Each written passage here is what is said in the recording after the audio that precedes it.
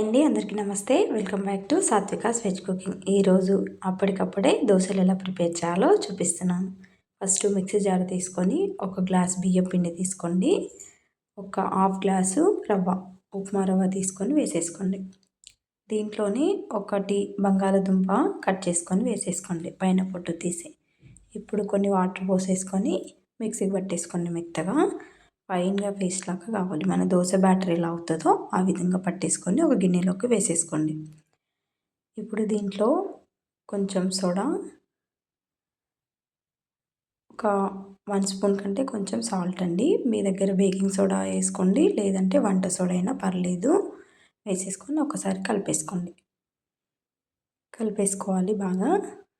Soda salt అంతా పట్టే వరకు కలుపుకొని సైడ్లో పెట్టేసుకోండి. ఒక 5 మినిట్స్ అయినాక చూడండి, ఫస్ట్ పెన్నం వేడయ్యాక ఈ విధంగా దోశ వేసేసుకోవచ్చు. ఇప్పుడు దీనిపైన కొంచెం సాల్ట్ వేసేసుకోండి. ఈ విధంగా మొత్తం ఆయిల్ అనేది స్ప్రెడ్ చేసి చూడండి, దోశ అనేది ఈజీగా లేసేస్తుంది పైకి. చూడండి ఎంత బాగుందో కలర్ఫుల్గా.